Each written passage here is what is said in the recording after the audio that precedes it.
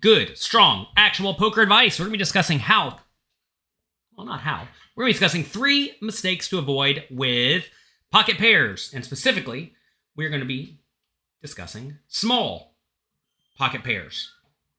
Hopefully you all are here. You all can hear me, see me, say something, type something, say hello.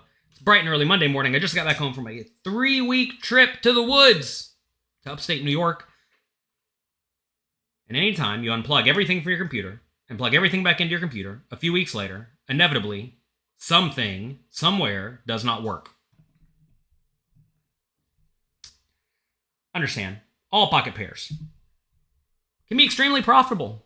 You can make a lot of money with them if you know how to play them right. Most people don't know how to play them right. They make some common mistakes that result in them not winning as much money as possible from them. So today, we're going to be discussing a few things you can do to make sure you do not make the common mistakes that many people make on a regular basis. Discussing 3 things. Number 1, do not re-raise with them too often. Don't 3-bet them. These are great hands to call, not great hands to 3-bet, usually.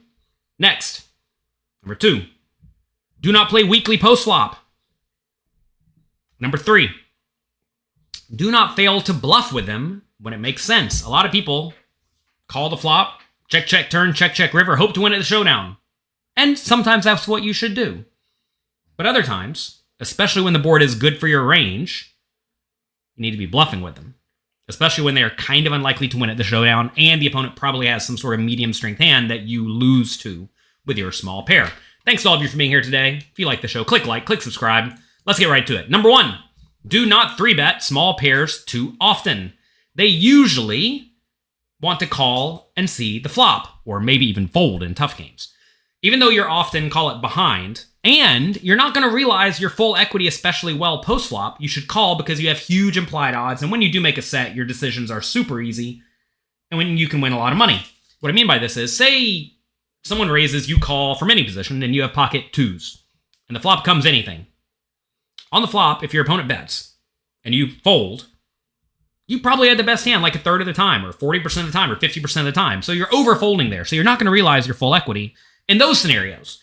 But when you do make a set, you're going to have close to 100% equity, and you're going to absolutely crush your position, your opponent.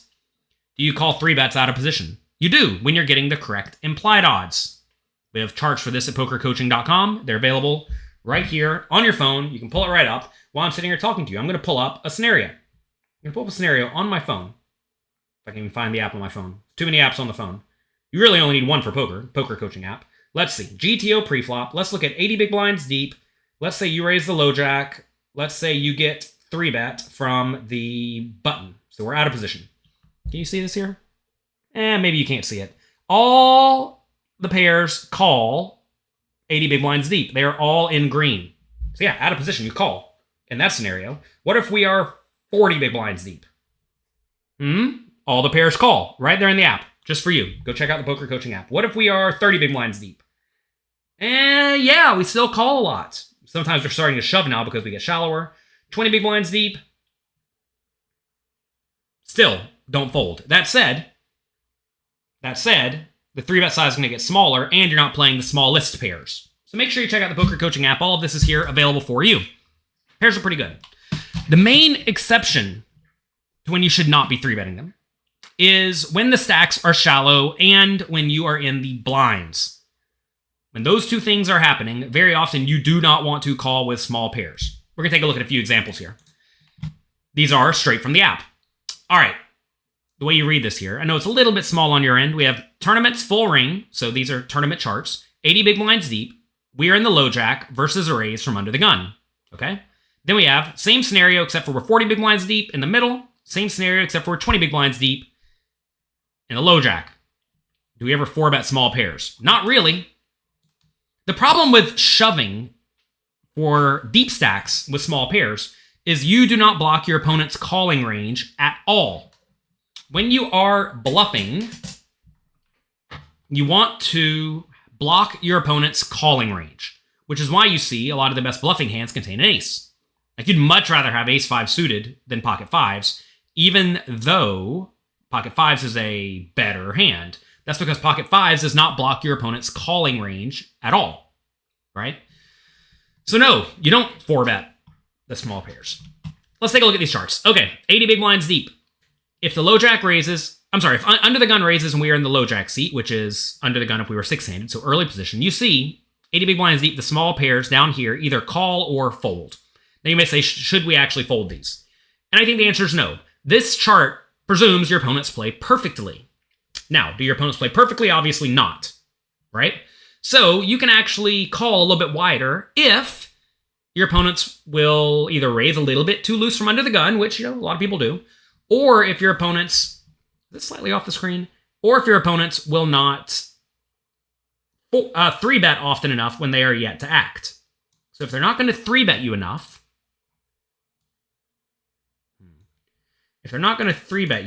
what is happening here? I'm slightly off my screen.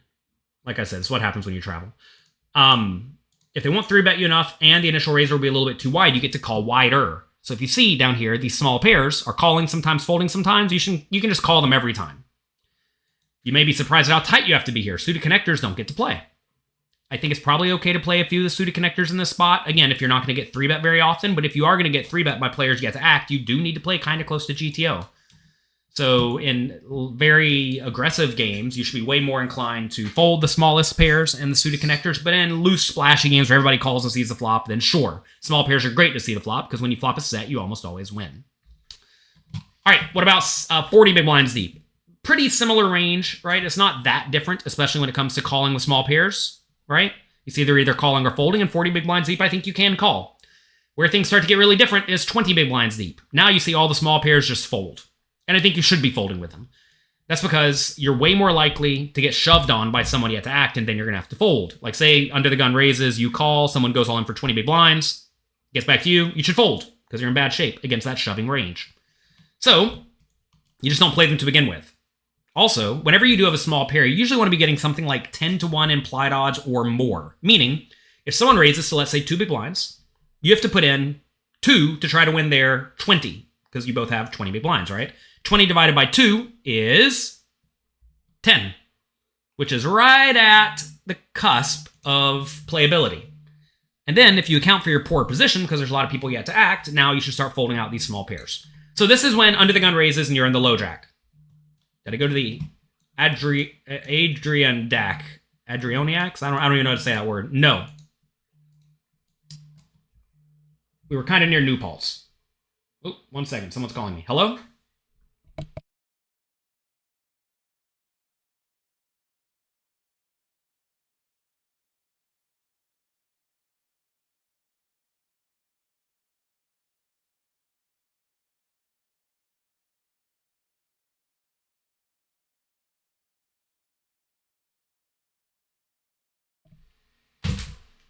That was the doctor's office. They wanted to have a whole conversation. Don't they know it's time to do the show? Welcome. Thank you. Apologize for the complete lack of professionalism where I had to answer a telephone to talk to the doctor. Shout out to the poker coaching members, Vince and Dooley, taking 5th and 6th in the $1,500 World Series Monster Sack. Congrats to them. I am going to be streaming my play this Sunday in an $800 tournament and a $5,000 tournament online. That'll be fun, assuming the internet works. I'll be out in Las Vegas playing the Poker Masters tournaments. Rumor has it I'll be giving away some of my poker action in that $5,000 and $800 tournament. We'll also be giving away action to my Poker Masters tournaments in the Poker Coaching Discord. Make sure you get in the Poker Coaching Discord if you want some of that action. All right, now we're looking at a different scenario. I have under the gun +2 raising, so still early position raising, but now we are on the button. Okay, again, 80 big blinds deep here, 40 here, 20 here. So you see 80 big blinds deep on the button, you call all the small pairs. Even against a relatively strong under the gun range, that's because now 80 big blinds deep and 40 big blinds deep, there are fewer people yet to act who will 3-bet us. Okay, you see, 7s and lower, literally never 3-bet when you're deep stacked. Okay? What about 20 big blinds deep? 20 big blinds deep, you can still call the small pairs, but now you're a little bit more inclined to shove. That's because you're in later position and you don't have to worry about too many people yet to act waking up with the nuts. And the under the gun +2 player is going to be slightly weaker than under the gun player. Against an under the gun player, you'd be more inclined to call the small pairs than 3-bet them. Also notice 2s and 3s are still folding some. I don't think you need to do that, again, unless you think the players yet to act are going to be 3-betting a lot. Your biggest difficulty comes from hands like 10s or 9s where you know they're premium but you don't know how to use them. Well, take a look here. 80 big blinds deep. Under the gun plus 2 raises, you have 10s. You mostly call. What about 9s? Mostly call. Same thing, 40 big blinds deep. Mostly call. Mostly call. They're not premium. They're clearly medium strength. Premium hands 3-bet every time. Aces, kings, queens, and ace-king. These are the premium hands. Notice jacks, 80 big blinds deep, doesn't even 3-bet against an early position raise because it's just too likely they have a very good range, and when they do 4-bet you, it's a disaster. And you see, with a shallow stack, you just rip it in because, yeah, they're great. Now, the super premium hand is actually slow play. You see aces and kings just calls, right? You open small pairs and get 3-bet all the time. So with 100 big blinds deep, you should call, right? Consult the chart. Let me take a look at the chart again. Let me take a look at the chart. All questions before the flop can be answered by looking at the simple poker coaching app. Let's see. You play cash games. Okay, cash games, 100 big blinds deep. Low jack. You raise first in. You get 3-bet. Versus 3-bet from the button, let's say. What do you do with small pairs? They all call. Sometimes fold, though. 9s, 8s, and 7s folds some portion of the time. You may be shocked at that. That's probably too weak and nitty. So yeah, call and see the flop. Pocket pairs, you only flop a set 11% of the time. Wink. Indeed. But when you do flop a set, you're going to win a lot of money. And, as we'll see in our next point, you're not just folding every time you don't make a set. That's where you all screw up. If you do play GTO pre-flop, a lot of you play way too weak post-flop. Let's take a look at one more scenario where I want to show you how to play the small pairs. All right, 80 big blinds deep, 40 big blinds deep, 20 big blinds deep. Now, big blind versus a cutoff raise, okay?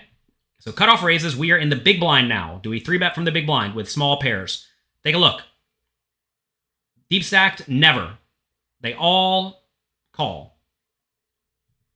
40 big blinds deep. 7s and 6s and 5s do 3-bet some. 40 big blinds deep, 4s rips it in some. But you see, small pairs, 5s, 4s, 3s, and 2s. Well, 5s, 3s, and 2s are calling the majority of the time. Now, you may ask, should we be jamming 40 big blinds deep in the big blind against a cutoff raise? And I think in most tournaments, it's probably a mistake. Again, these tournaments presume you play perfectly. And your opponents play perfectly. And I think that most people will make errors after the flop, especially in small and medium pots. I think they're going to let you realize your equity way better than they should. And so for that reason, I typically don't take these marginally profitable shoves for 40 big blinds. 30 big blinds, sure. 40 big blinds, feels a little dicey. However, maybe your opponents fold far too often to a shove. If that's the case, rip it in on them all the time. Take all these small pairs and shove. Again, you can see charts for 40 big blinds, 30 big blinds, 25 big blinds, etc. in the poker coaching app. 30 big blinds deep, I'm definitely shoving the small pairs way more often, but 40 big blinds feels a little dicey. That said, because it feels dicey doesn't mean it is. Just because something feels uncomfortable does not mean it's necessarily bad. Quite often it means it's good. Think about most things in life. Most things that are uncomfortable, well, many things that are uncomfortable are super good for you. Every morning, I wake up and drink a giant vegetable smoothie. No fruit, only vegetables. Carrots, kale, spinach, chia seeds, water. It doesn't taste good. It's kind of uncomfortable, really. And it's big. It's bigger than my head. And my kids drink it too. And my wife drinks it 3. And, at least for me, I down mine in about 15 seconds. And it's not comfortable, but I do it because I know it's good for me. Shoving these pocket 4s is probably good for you. Get accustomed to it. Get used to it. Embrace the variance. Enjoy yourself. Now, remember, the one major exception I said.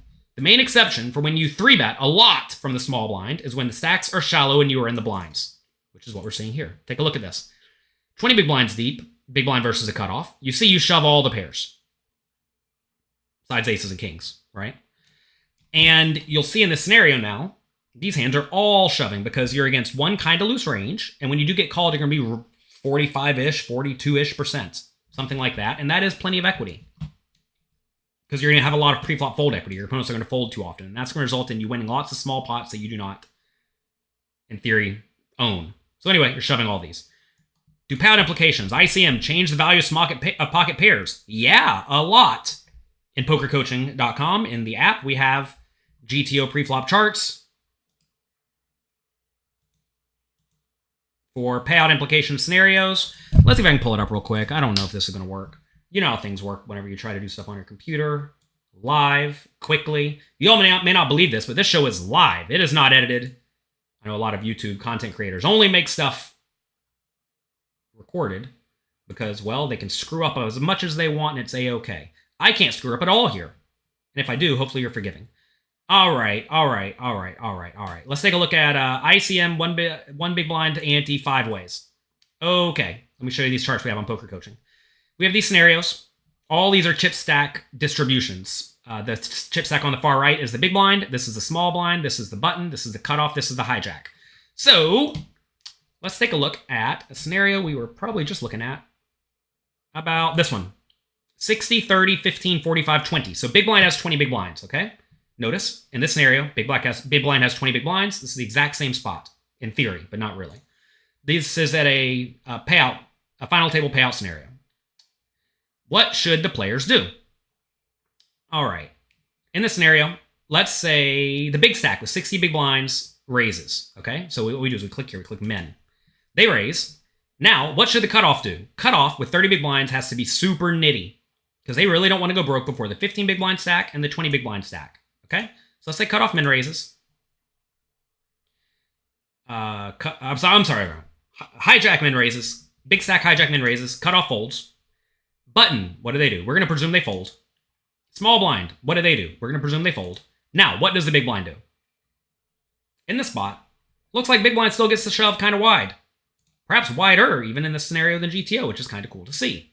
Notice they heavily favor the ace-X. Notice here, some ace-X shoving, but with ICM, more ace-X shoves in these scenarios. And this is because I have to presume the 20 big blind stack is close enough to the shallowest stack and the big stack's opening wide. All right, let's change it up. Let's go back to right here. Let's presume this is off my screen. Give me a second. I'll refresh it. We have such a nice, beautiful screen set up. I set up in like 2 seconds. Let's see. Let's presume now we are against a under the gun fold and now a cutoff min raise with a pretty strong range. Button's going to fold. Small blind's going to fold. Now what do we do again? Notice now, slightly different range, fewer ace-X shoves because the 30 big blind stack should generally be stronger. We do still see the small pair shoving in this scenario. Neat to see. Neat to see. Let's go over here to this spot. Let's look at under the gun versus button. Do I have a button 20 big blind stack here? I don't. Let's take a look at... Actually, I'm not going to go through these anymore. What this is meant to say is that, yes, your ranges are going to change. That said, unless you're in really early-ish position or earlier position, the small pairs are still probably going to shove because you don't really have many other options with 20 big blinds. All right. Next, we have to move forward. Why do we got to move forward? I have 2 more big points. They're bigger than the first one. And I have a poker coaching webinar happening right after this webinar. So if you're a poker coaching member, make sure you get in there. All right. What's wrong with this? They want a comma? No, thank you. All right, next, do not play too weakly on the flop. Do not overfold to small flop continuation bets unless the flop is excellent for your opponent's range. From in position, you got to call quite wide against flop bets. Usually, the plan is to check or small value bet on the river, assuming your hand is marginal-ish. If your hand is trash, we're going to bluff the river very often, and we'll talk about that later. Now, one thing I want to point out here. Do not overfold to small continuation bets. Against big continuation bets, you fold a lot. Okay? As I say here, fold far more often against larger bets with just an underpair. Okay, let's talk about this. This is button versus the big blind. We're looking at 40 big blinds deep, okay? And this will kind of apply to when you're playing deeper stacked as well. Shallower stacked stuff will start to change a little bit. What are we looking at here? The webinar displays on the 18th on the dashboard. Oh my gosh.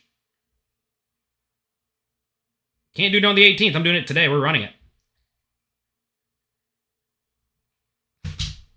That's not good.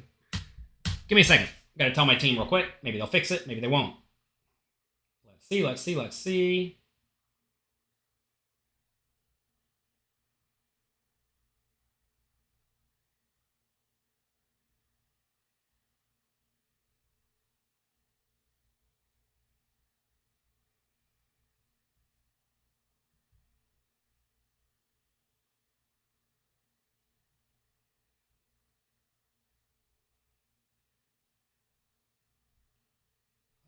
Gosh, can I do it tomorrow?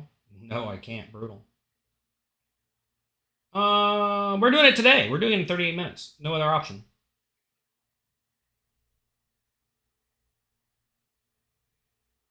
Scheduling is tough, you know? As soon as I say we're doing this stuff live. Should we edit this video? Editor, can you cut out all of this? Get rid of all the people who are here. Ignore them all. They do not exist anymore. We're going to start over. Clip. Wouldn't that be funny if we just like cut this off and you all vanish from existence? That would be funny. We're not doing that though. All right, what we're looking at. 40 big blinds deep here. Button raises, big blind calls, okay? We're looking at our spot from the big blind. Flop comes 6-3-3. Again, I know it's a little bit tiny for you. 6-3-3. We check. The button bets 1.5 big blinds. I'm presuming the button is betting 1.5 big blinds with the GTO 1.5 big blind betting range. Okay? They will have some bigger bets sometimes. They will have some smaller bets sometimes. Like this spot here, they'll definitely use bigger bets. We'll talk about that one in a minute. All right, 6-3-3. You can use some common sense. You can't go around folding pocket pairs on 6-3-3. Some of the weakest players, though, fold small pairs on 6-3-3. Notice 5s, 4s, and 3s call every time. Okay? 5s, 4s, and 3s call every single time on 6-3-3. 40 big blinds deep. Fine. What about 9-8-3? This one feels a little bit dicier. Because if you have pocket 4s on 9-8-3, it feels pretty trashy from out of position. Okay? But take a look at this. On 9-8-3, 6s, 5s, 4s, and 2s all call. And 7s. So why are we calling these hands? We're calling these hands because against a 1.5 big blind bet into what, a 5-point-something big blind pot, actually 5.9 big blind pot, you can't go around folding getting really good odds. You just can't fold getting excellent odds. Essentially, your opponent's saying, I don't think you're going to realize 20-ish% equity. And will pocket 7s or pocket 2s realize 20% equity on 9-8-3? The answer is yes. It's a dicey spot. It's going to be rough. You need to study how to play on the turn in the river. But this is a scenario where you're definitely going to realize your equity well enough. And if your opponent does just start blasting off, because that's what a lot of people fear, they think, all right, I'm going to check call the flop, and then my opponent's going to bet the turn and bet the river, and then I have to fold. Oh, what a disaster. But notice, you got 9s in your range, you got 8s in your range, you have some 9-8s in your range, you have some top pairs in your range, and these hands just are not folding. Also, say the turn's like a king. You're check calling king-queen. Great, you have the nuts now. I was actually told by my video editor on YouTube that I'm not allowed to say a hand is the nuts unless it's the actual nuts, because apparently YouTube people think that the nuts means the best hand only. In my opinion, Jonathan Little's opinion, the nuts means a hand that is unfoldable. The effective nuts. Can you imagine if I have to say the word effective in front of the word nuts every single time I want to talk about a hand that's 0.001 to like top 10% of hands? What a waste of time that would be. I'm a big fan of not wasting time, for those who do not know. And anything you can do to shortcut in a logical manner makes a whole lot of sense to me. So, from now on, anytime I say the nuts, it means the effective nuts. So you are here listening to this right now, you know it's the case. If you're not, you can still complain in the comment section. That's not the nuts. King, queen's only top pair on the 9-8-3 board. When you turn to king. That's okay. All right. As you see here, we're going to be able to defend against a flop bet, turn bet, and river bet often enough. And you should be folding out the bottom portion of your range by the river the majority of the time. Chillin agrees with the editor for clarity. Now look. Do you think that Jonathan Little thinks that king-queen is the best possible hand on 9-8-3 king? Do you think that I think you're dumb enough to not realize king-queen is not the best possible hand ever on 9-8-3 king? I don't even know what number nuts it is. All right, I turn the 1700th nuts on the 9-8-3 when I make a king, even though it's one of the best hands in the range. I hope you all know that on 9-8-3 king, the nuts is not king-queen. Now, if you don't know that, I have a video series for you. It is Mastering the Fundamentals. Go to pokercoaching.com/fundamentals. It's completely free because this information that I'm telling you, that king-queen on 9-8-3 king is not the absolute possible best hand ever, should not be charged for, in my opinion. I know some people out there try to charge you for this super valuable information, but if you cannot read the board, I have a video series for you to help you with that, and it costs you $0. I made it for some people because I realize some people do not understand that king-queen is not the actual top super duper nuts on 9-8-3 king, but it is the effective nuts. Effective nuts mean this hand is so good at this stack depth to the point that I'm not folding this hand ever. Funny enough, I was actually just telling one of my people to pull up a sim for me for deep stack cash games where you have not the nuts, but the effective nuts on 983. Actually, same board, funny enough. And I wanted to see how we're going to play 9-8 or pocket threes. And I presume we're just going to check raise them every time. Turns out we do. And he thought I meant like queen 9.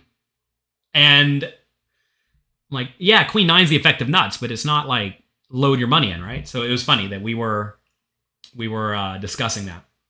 Peanuts, the possible nuts. Yeah, I got the peanuts. That's cute. Cute, Hugh. All right. Anyway, 9-8-3. Small pairs don't fold. What about boards that are worse for us? These boards are pretty good for the big blind, right? Notice we have lots of hands that are good for us. So what about boards that are not so good? Jack 10-6. What about on Jack 10-6? We check against a small bet. What do we do with small pairs now? Well, now, turns out 9s, 8s, and 7s are way better than 5s, 4s, 3s, and 2s. Enough berating. I'm not berating. This is not berating. This is just hopefully helping you all understand poker vernacular a little bit better. 2023 poker vernacular. I understand that a long time ago people did not know what the nuts is. And now they do. They realize you don't need exactly pocket aces to get it in pre-flop. They didn't know that back in the day. That was news.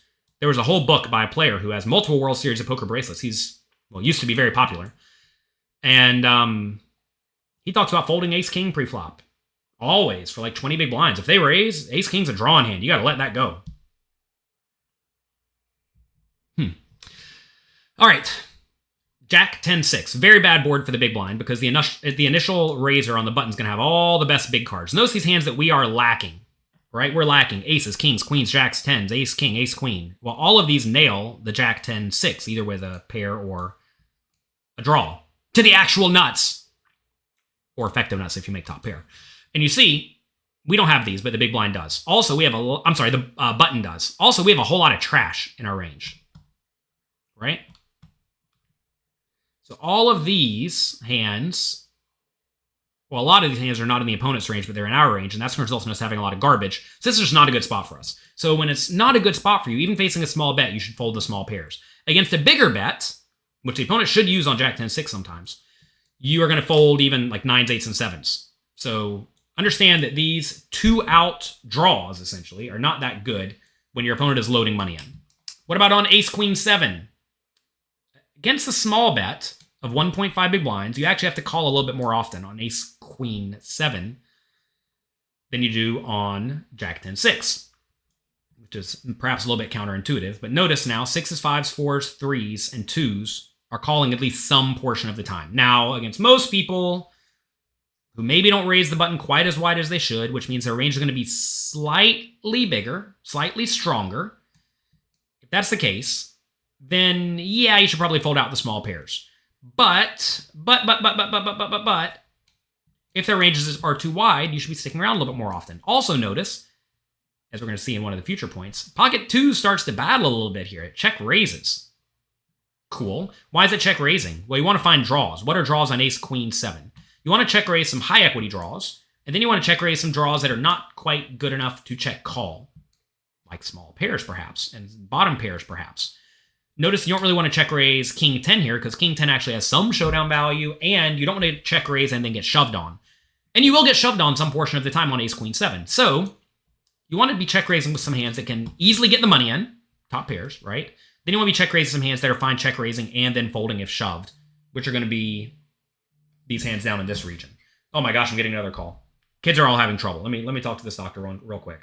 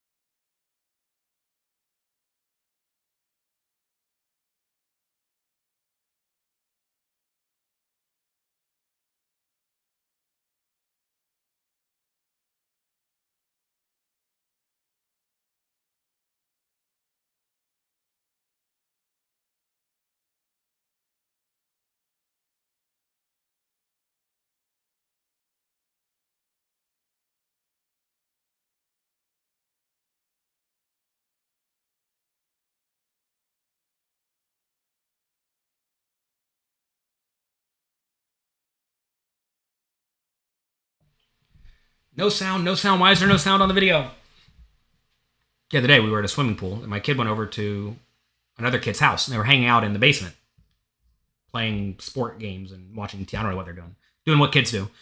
And then he started coughing uncontrollably. So we took him to a city MD. They said he was reacting to something. He seems fine. They gave him some respirator thing. I don't know. I don't even know what they did. Anyway, he has to go get a flu shot tomorrow. And I figured, can we see the doctor for them to quickly check him out? And the lady said, maybe, we'll see.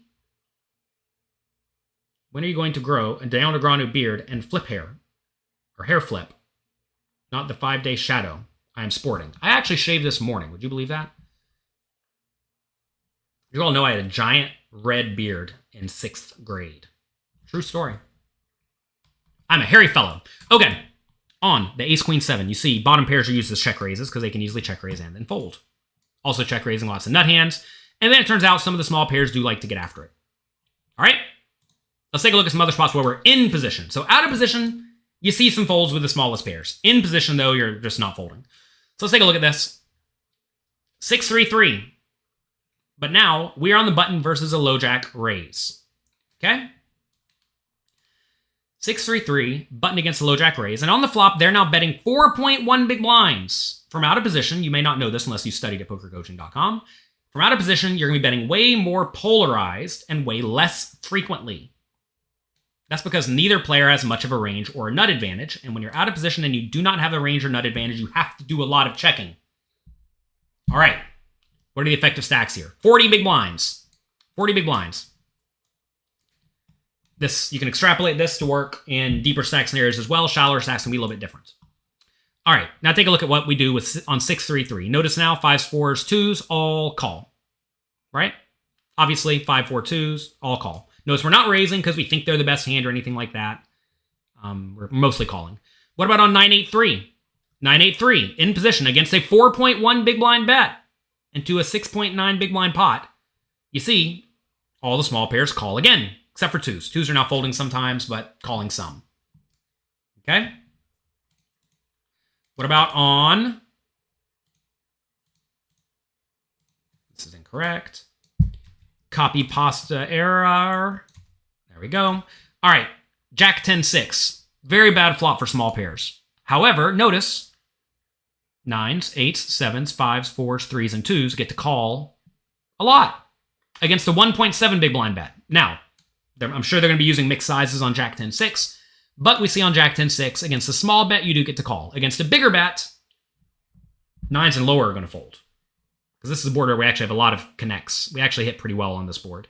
So, against a big bet, like pot or 3/4 pot, small 9s and lower will fold. But against a small bet, like we said earlier, for 1.7 big blinds, you get to stick around with the small pairs. What about on ace, queen, 7? Same story. Against a small bet, you get to stick around. Do notice the smallest pairs, 7s or 6s and lower, do fold sometimes. But against small bet, you continue. Against a bigger bet, you will fold. Anytime you look at a simulation, by the way, and you see that the bet size is small, pot's 6.9, they're betting 1.7. In this scenario, if you see the small pairs are folding some, you can just extrapolate a little bit and understand that the small pairs will fold far more often against a bigger bet. Notice 2's getting after it again. Spicy, spicy. All right. Number 3. This is where most people, myself included, mess up. Okay. What you want to not fail. Do not fail. Did I mess this up on all these slides? Man, oh man, we were in a hurry this morning, huh? We were in a hurry this morning. We had a lot to do. I have a lot going on right now in life. Whenever you take 3 weeks off and you go to the mountains, inevitably, everything gets messed up. Do not fail to bluff when it makes sense. When you lack logical bluffs, like straight draws or like draws that completely miss that don't block your opponent's folding range, right? If you have draws that need to bluff, you often want to be bluffing them first. But if you don't have those in your hand or in your range, often the small pairs are going to be used as bluffs. So when you lack logical bluffs and your under pairs are unlikely to be good on the turn and the river, bluffing often makes sense. This will usually be the case when your opponent's range should be somewhat capped, usually due to them checking or the board getting really good for you. Sometimes you just have to go for it. Let's take a look at a few spots here. 40 big blinds deep, low jack raises, you call on the button. ace, queen, 7. We just looked at this. They bet 1.7 big blinds. We call. We literally just looked at this chart. Here it is. As you see, small pairs are calling some portion of the time. Okay? Now, turn is the 8 of clubs. And the low jack checks. Now, when the low jack checks, very often their range is going to be somewhat capped, because if they had one of the best hands in their range, they would usually keep betting. Now, of course, they're going to slow play logically sometimes. But quite often they're going to be marginal, which is going to be a medium-ish ace and worse. So if they have a queen and you bet the turn and bet the river, very often they're going to fold. If they have a bad ace, they may even find a fold. If they have nothing, they're definitely going to fold, right? And the nice thing about using the small pairs as a bluff here is that you clean up your equity very well. Because imagine the opponent is sitting here with, whatever, jack 9 for a gut shot, and they decide to not bluff it. In this scenario, if you bet the turn and they fold, they're folding out the equity that they have. They have a solid 10 outs against you, right? And not just that, if it goes check on the turn and they have jack high on the river, they're going to feel somewhat inclined to bluff you on the river, and then you're going to fold. So betting is quite nice with these smallest pairs. And as we see on this turn, 4s, 3s, and 2s are betting some portion of the time. And the size that is used, we see here, take a look at this hand, 47% of the time we're betting pot, 10 big blinds, with 2s on ace, queen, 7, 8. The other half of the time we're betting 6.2 big blinds. We're betting big. You may ask, why are we betting big here? We're betting big because our value hands are usually very strong and they just want to get money in the pot, and the opponent's range should all have some amount of equity, right? Because remember, they raise the low jack. They don't have total trash here all that often. So they're going to have some sort of marginal pair, like a bad ace or a queen. And take a look at the hands that are loading money in, right? The hands that are loading money in are hands that beat bad aces. Ace 9 and better, right? And then some draws. What are draws on ace, queen, 7, 8? Well, we see jack 10 and 10, 9 betting a lot. King 10 and king jack betting a lot. But apparently that's not enough bluffs. So when that's not enough bluffs, you got to find some more bluffs. 6, 5 and 5, 4 for gut shots make a lot of sense. But apparently that's not enough bluffs. So would we rather bluff with stuff like king 7 for a pair, or would we rather bluff with stuff like the small pairs? And it turns out the small pairs are rather bluff because you're happier betting these and then folding if you get raised. It's very important. Whenever you're betting a draw, usually when you're playing this stack depth, you want to have draws in your range that can bet and then easily fold. You don't necessarily bet draws that have pretty good equity that have to fold, which is why you see 2s betting every time and jack 10 for double gut shot betting a little bit less often, right? And when it does bet, it looks like it's perhaps erring towards the smaller bet size. So we're going to bet the turn. Say we do bet the turn. Say the river is a 3. Ace, queen, 7, 8, 3. Now, what are we going to value bet on the river? You may think, ace 9, can we really value bet ace 9? Yeah, you can. Ace 9 is almost always good here. So we see, looks like roughly ace, jack, and better is ripping it in for value. Straight value with ace, jack, and better. Okay, so we need to find some bluffs. Find me some bluffs on this ace, queen, 7, 8, 3. I presumed we bet 2/3 pot on the turn, by the way. We did not pot it, we bet 2/3 pot. If we potted it, our range would be a little bit different, but we'd still be shoving the draws, I gotta presume. I'm sorry, shoving a lot of bluffs on the river. Let's take a look at our bluffs that are shoving. Jack 10 is nothing, it is betting. 10, 9 is nothing, it is betting.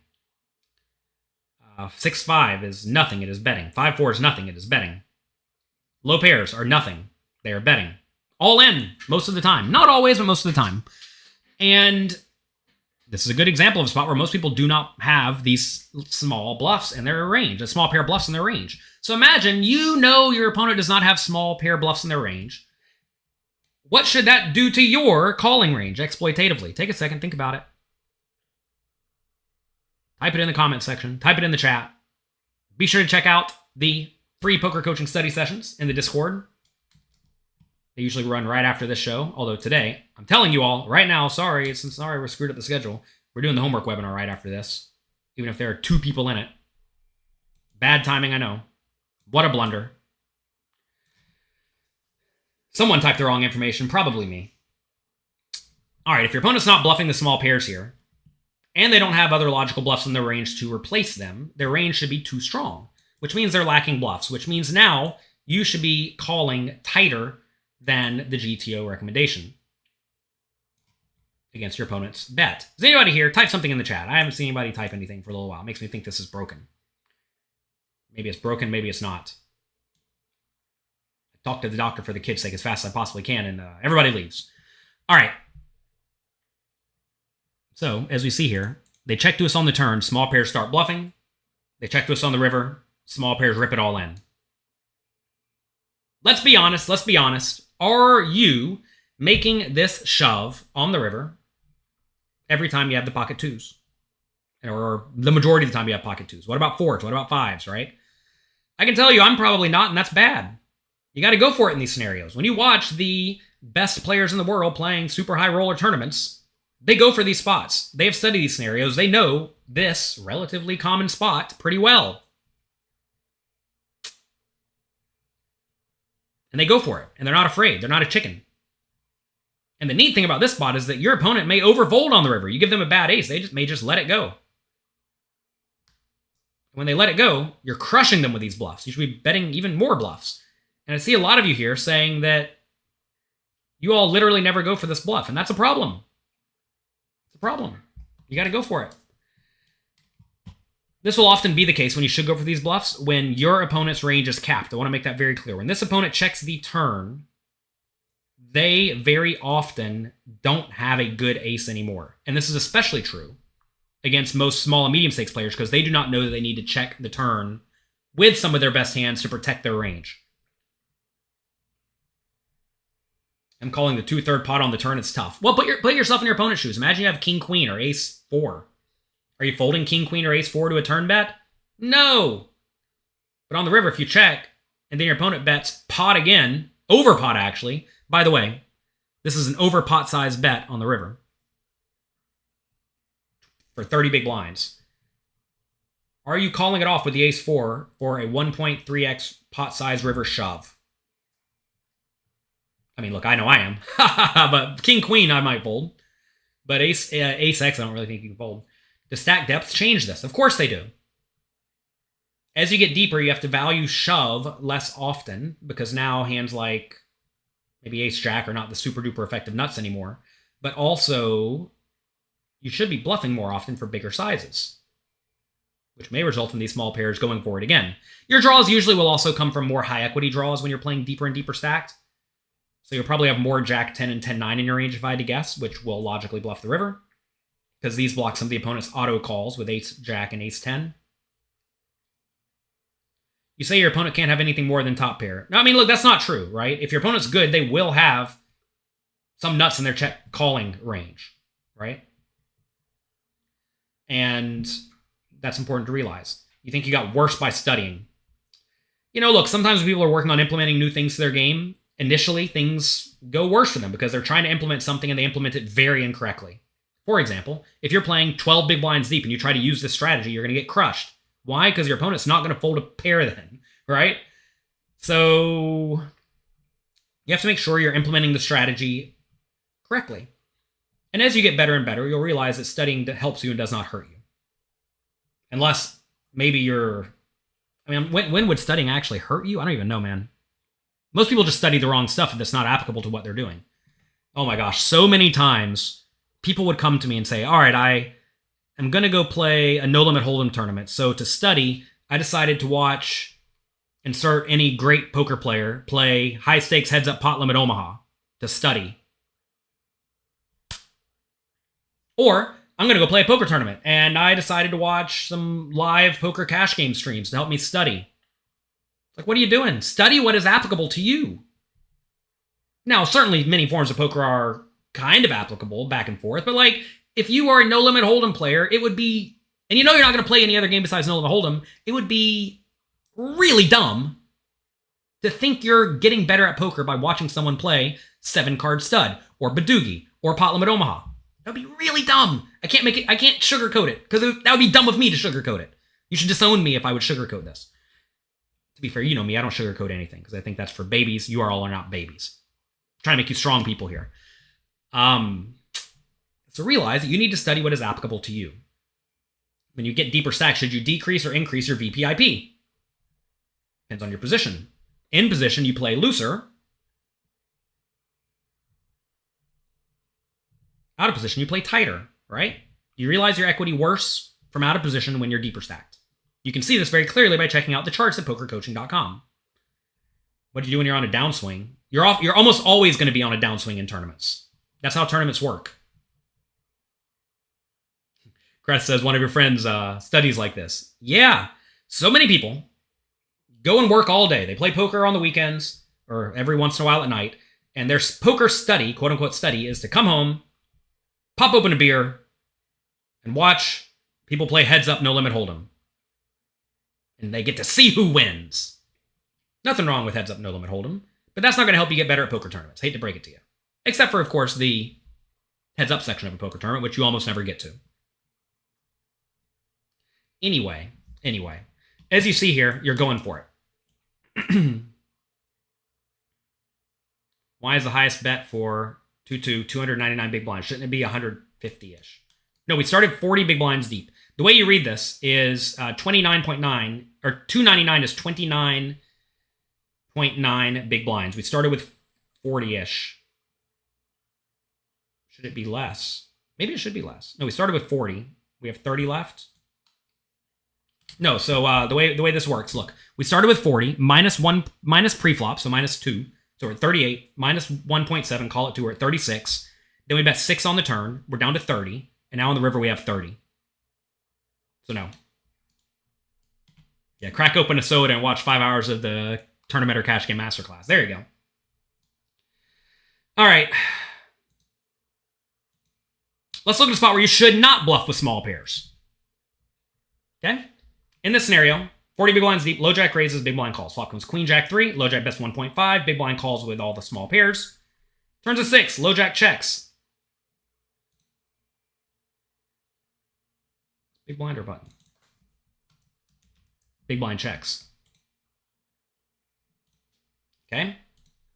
River is the 3 of clubs. Shh. Am I pulling up the wrong chart? This is button. This is button. This is button. My bad, everyone. I'm the worst today. I thought I did such a good job of preparing. All right, we're in position. Are we out of position? Check, bet, call. No, we're out of position. This is big blind. My bad, everybody. My bad, everybody. My bad, everybody. My bad, everybody. Okay, big blind. We're going to have to delete this one, huh? We're not deleting it. Letting it run. This will be the worst reviewed video I've ever made. Sorry, everyone. All right, now we're not going to bluff. Queen, jack, 3, 6, 7 of diamonds. Now we are out of position. Now we are not bluffing. Out of position, very often you do not bluff in these spots because the opponent's range, when they check it back on the turn, should have a lot of medium strength hands, right? Ace highs, which we actually beat with our small pairs. Also, king highs, which we beat with our small pairs. And medium strength hands like a 6 or a jack or a queen. How do we do against a 6 or a jack or a queen? We lose. But will a 6, a jack, or a queen fold to a bet? The answer is no. The queen or jack the queen or a jack's not going to fold to any bet. A 6 may find a fold. So in this scenario, notice we have a lot of draws that can bluff. King 10, king 9, 10 9, 10 8, right? All these hands are going to bluff a large chunk of the time. And also, your opponent's not folding a medium strength hand. So here, we really want to block the opponent's auto calls. What are the opponent's auto calls that make a lot of sense? Well, that's going to be queen 10, queen 9, queen 8. So I'd like to have a blocker to those, a 10, a 9, or an 8. Also, ace jack, king jack, jack 10, jack 9, jack 8. So I'd love to have an ace or a king in my hand. I'd really prefer, though, since those two kind of line up right on top of each other, I really want to have a king or a 10 or a 9, I think. So let's just see if that makes logical sense. I'm just looking at this board here, thinking about the draws, or thinking about the made hands the opponent could have, right? They would check back the turn. So notice, are a lot of kings bluffing? So look, king 10 is bluffing every time. King 9 is bluffing every time. King 7 is a pair, king 6 is a pair, king 3 is a pair, so no. What about 10 9? 10 9 is bluffing pretty often. Not always, though. 10 8 is bluffing pretty often. 9 8 is bluffing some. So, sure. Notice, though, small pairs are never betting. Funny enough, 7s and 6s are actually checking to protect the range. That's cool. But you see 4s and 2s here are never betting. And that's because 4s and 2s don't block their calling range at all. And very importantly here, these hands can actually win at the showdown sometimes. Pretty reasonably. Because usually opponents can have a lot of ace high when they check it back on the turn. that will fold to a river bet. Okay, so this is a spot where you do not want to be bluffing. What a disaster. I have a poker coaching webinar starting soon that is apparently not scheduled. And I want to make sure I didn't screw that one up too. So we're going to wrap it up. 3 mistakes to avoid with small pocket pairs. Number 1, do not 3-bet them pre-flop too often unless specifically you are shallow stacked / out of position. Next, do not play too weakly post-flop. You have to call when your opponent bets. And sometimes you got to go ahead and raise it up to set up some bluffs with a smallest pair when you don't have logical draws to use. Next, do not fail to bluff with them when it makes sense. That's especially true on the turn and river, when you cannot win at the showdown, when the board is good for your range, when your opponent is capped and you can make them play for a lot of money. Okay? I apologize for the rough day today. Every time I go on a trip and I come back, something goes wrong. Every single time. I just realized I didn't have my computer's super duper mega fan on I have underneath it. It's 109 degrees. That's hot for a laptop. The crazy thing is I'm going out of town for 2 weeks on Wednesday to go battle in the Poker Masters tournament. And when I come back, I'm sure everything's going to be a disaster again. You'll put up with me. You will love me. You will love me. What a weird thing to say. Oh, goodness gracious. Thank you all for being here. I appreciate each and every one of you. Good luck in your games. Have fun. Make the most of your opportunities. I will be streaming, assuming my internet works, in Las Vegas, a $5,000 buy-in tournament and a $888 buy-in tournament on Sunday. We will be giving away some of my action to the people in the chat. Also, I'm playing some Poker Masters tournaments, and we'll be giving away some of my action there to people in our Discord. So make sure you get in the Poker Coaching Discord. Also, we have study sessions in the Poker Coaching Discord regularly. Louis Philippe runs the majority of them, and he does an amazing job. And our students are crushing it. Here we had a 5th and 6th place just this week in the $1,500 buy-in World Series Online tournament. So good job with that. I may also stream / play some other World Series events if I'm out of the Poker Masters tournaments. So maybe there'll be some impromptu streams. We'll see. Anyway, I don't know what's going on. Life's hectic. Good luck. Have fun. Thanks again to each and every one of you for being here. Check out pokercoaching.com. Tell your friends about the channel. Click the like and subscribe button. I'll talk to all of you next time.